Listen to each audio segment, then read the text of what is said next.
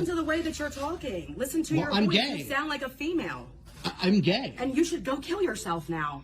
Oh. Can I get a pint of Jose Cuervo, please? The anti-gay crowd has won again. Homo? Really? What? Really? Really what? Babe, come here. You're calling me a bitch. She's calling me a homo. You are a homo. So what? So what? Yeah? Don't touch me. Don't touch me. Don't touch me. Where this mindset against our LGBTQ plus neighbors and friends, When you see like a happy gay couple, what do you like? Do you think that they need to find a straight partner?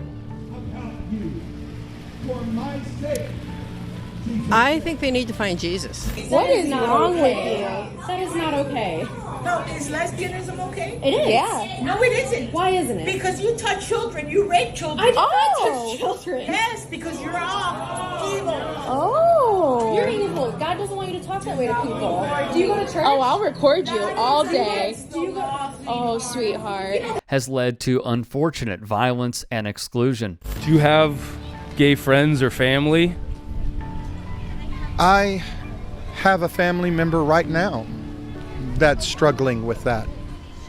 What's the struggle for them?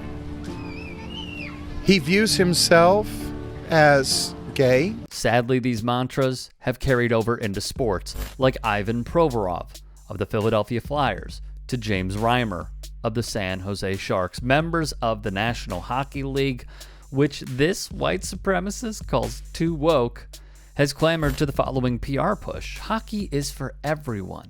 Unfortunately, my hometown team, the Chicago Blackhawks, have followed in the bigoted footsteps of Provorov and Reimer. Yesterday, the Hawks became the third team to ditch Pride Night, citing 3 players who are of Russian heritage, and what the team called security reasons. Now, here is what I will point to, and I believe this shows the hypocrisy of all of it.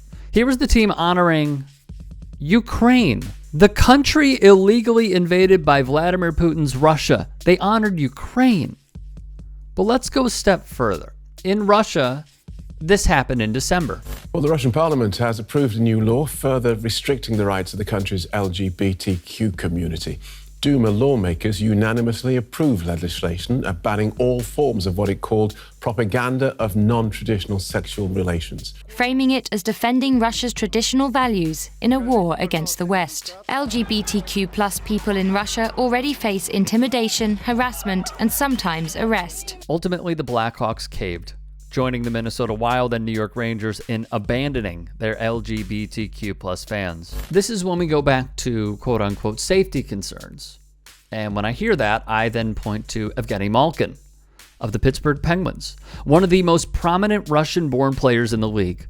He wore a Pride Night jersey, along with other Russian-born players. Now, before I hear anything of, well, this could have been from a few years ago, au contraire, it was not. You know when this took place?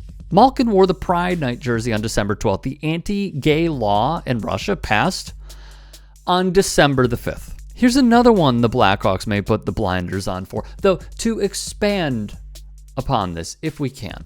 When Sharks goalie James Reimer made his anti-gay stance, a member of his own team who is Russian donned the jersey. This happened days ago. Logan Couturier, a teammate of Reimer's, would say every individual has a choice, and he made his. The rest of us are going to be wearing the jersey. I think this organization sees this as an extremely important night. And I think a lot of guys are very excited to go out and wear the jersey and celebrate it. I think hockey really is for everyone. Gay sports writer Sid Ziegler does not buy the "let's blame Russia" mantra. This is an organizational fail on NHL Pride Nights this season, joining the Flyers citing religion, the Wild blaming Putin, and the Rangers never really saying why. In abandoning Pride jerseys and totally screwing up what should have been a night of celebration. We'll never know if the 3 Russian Blackhawk players are legitimately concerned for their safety or don't support LGBTQ plus people and are using Putin's laws as a get-out-of-jail-free card. By letting the minority dictate again, this is another clear example that the hockey is for everyone slogan rings hollow with many NHL teams. 2 professors spoke on the record who said the security concerns are real. Douglas Hartman, University of Minnesota sociology professor, told The Athletic, "Your first reaction is, oh, come on.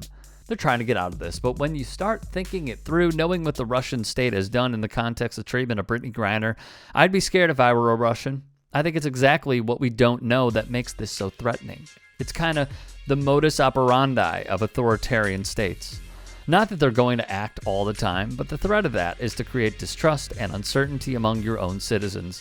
And in an international context, that allows you to wield power in this way." Dr. Ben Noble, Associate Professor of Russian Politics at the University of London, would add on. "These are legit fears. If you put on a pride jersey, then there is uncertainty regarding how this would be interpreted by law enforcement in Russia, and that's a risk. The authorities have the power to enforce this and other legislation selectively. It's up to them to decide whom they go after. Could it be that certain Russian players are using this legislation as an excuse not to do things that conflict with their own personal values, that they may simply not want to put on a pride jersey? Perhaps. But I think legit fears regarding the impact of the LGBTQ plus propaganda legislation should be disregarded."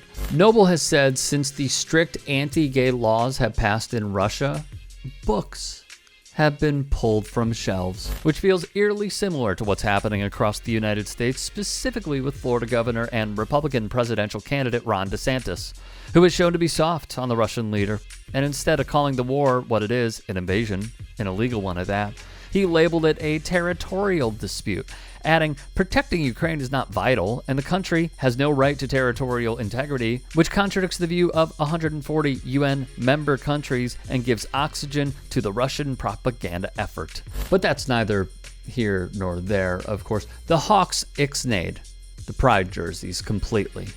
They have worn pride jerseys from past seasons, showing their support for their LGBTQ plus fans. Other theme nights have included St. Patrick's Day and Black History Month, and those came this very season. Earlier this month, defenseman Connor Murphy said, "I don't think we have anyone that I know of that wouldn't support that. We've been doing it for so many years, so it's not like it's a new subject." Ultimately, this falls on Jamie Faulkner, president of business operations for the team, and Danny Wirtz, team CEO and grandson of Bill Wirtz, son of Rocky Wirtz. NHL Commissioner Gary Bettman, when asked to Provorov, who did not wear a pride jersey, and in contrast, John Merrill of the Wild, who was not allowed to wear a pride jersey, he copped out. "That's a question of whether or not the players on the team think all players should either do something or not do something," Bettman said. "It's got to be a question of what makes sense in the room." So I wonder, we have seen Black History Month jerseys, which is great. We have seen camo jerseys to support the military-industrial complex. We have seen police nights at NHL stadiums. I just have to wonder, why is this the line? This is where we draw it, right here? Why? One activist went so far as to say they'd have to eliminate the national anthems too, if the goal is to make the sport as apolitical as possible. After all, some of the teams that host Pride Nights also are corporate partners with Chick-fil-A, whose corporate owners have spent millions of dollars on anti-LGBTQ plus legislation efforts over the years. And thus, we leave you with this. As many fans have been asking themselves for years, how do you love a sport that simply does not love you back? That is the question.